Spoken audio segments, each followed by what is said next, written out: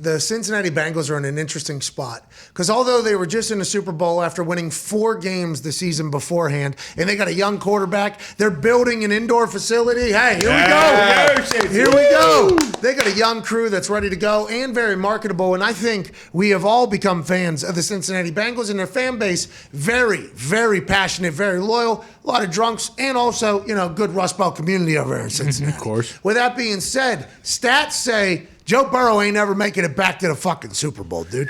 CBS Sports released this yesterday. Each of the last 16 quarterbacks to lose in their Super Bowl debut have never made it back to the big game. Go ahead and run through the entire list right there. It is not good news for Joe Burrow. And if you do recall during Super Bowl week, a lot of people were like, I want Matthew Stafford to win. I think Seth Rollins was the first person to say it, but then it kind of became a talking point for everybody. Seth was on Wednesday.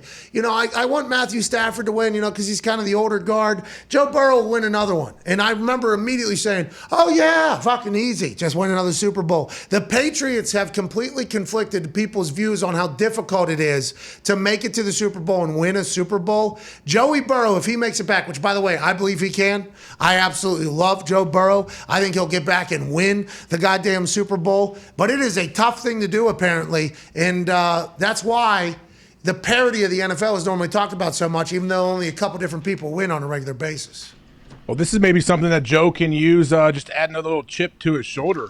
I feel like if he wants to have some more stuff that he can use as motivation. But, the thing is, obviously none of these guys have any impact on Joe Burrow and what he's doing. But, yeah, the trends say that it's not good to get back. Like, the odds are not that great. But think about it. It's almost like the Masters when people say, oh, okay, say that we have these stud pros that maybe they've won one major, but they haven't won the Masters, and they play it every year, and you're like, well, you're going to play it for 25 years. Yeah. You're going to win one of them, man. You got to, right? But then every year, can you imagine being that person that week, like year after not winning it?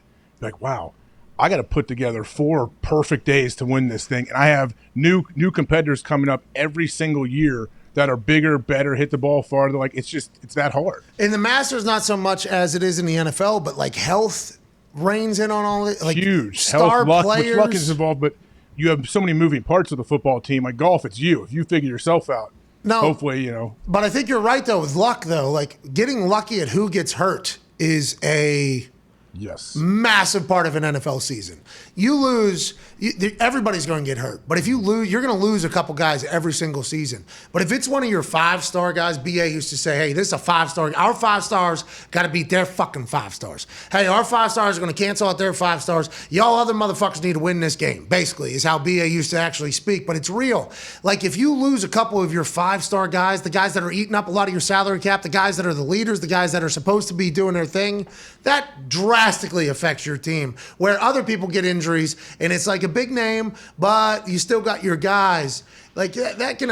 Or if you're all set up and you have, think about if you have great luck, you're all set up to make a run, all this stuff happens, and you lose your franchise quarterback, and he was a guy. Dead. Good luck. Like they're like, okay, here we go. Let's chalk this season up. Well, what if your franchise quarterback retires 9 days before season starts? Yeah, that'd be tough. Hey, that'll affect you for the next 4 years, 5 years. That's right. That'll get you. I mean, we're kind of in the middle of research on that whole thing right now. But yeah, I hope Joey Burrow debunks it. And nothing that happens in the past has any outcome on what's going to happen today. You pointed that out beautifully. That's why the stats community, although I understand what you're saying, if it's not 100-0, I don't want to fucking hear it. Sounds like this one's like 100-0. But Joey Burrow has debunked a lot of different myths and theories that could happen, like taking the Cincinnati Bengals to the fucking Super Bowl. There was a stat that came out from CBS Sports yesterday that was interesting. The last 16 quarterbacks who lose the Super Bowl in their first appearance never made it back to the Super Bowl. Joey Burrow is obviously somebody that debunks a lot of different theories and myths, including taking the Cincinnati Bengals from a 4-win team to the fucking Super Bowl. I mean, it is unbelievable what he's been able to accomplish, and you talk about his trial and his tribulations. Who are some other quarterbacks you think that'll be able, like Josh Allen has to make a play right at this. Like at some point, Josh Allen's going to make it to the Super Bowl. And they're changing rules because of how good Josh Allen is. And you talk about Joey Burrow, you talk about Lamar Jackson, you talk about Patrick Mahomes. Mac Jones was somebody you left off the list, but he's unbelievable. The AFC right now, who's going to win the most, you think, out of those? Who's going to be the representative 10 years from now that we look back and we're like, they held down the AFC? Or do you think it will be a parity-driven conference over the next 10 years? I do think it'll be about parity. I think the Buffalo Bills, as it sits right now, we'll see what happens in the draft, are the team to beat in the NFL. Certainly, obviously, in the AFC. I think that the really interesting team that could throw a whole wrench in this is Kansas City. I got into this a little bit the other day. I think they're the most fascinating team in the NFL draft. I mean, this is a team that's gone to 4 straight AFC title games, and they lost their defensive leader and their second best player, and they had 2 number 1 picks, 2 number 2 picks, 2 number 3 picks, and 2 number 4 picks. I understand that the draft is about misses, but out of those 8 picks, I think all 8 of those picks are in the top. I want to say like 120 players in the draft.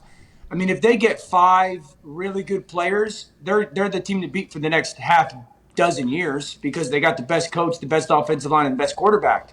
And that's why I say I think that Kansas City's draft has got a chance to be not only franchise altering but NFL altering, because let's say they hit on a bunch of those draft picks.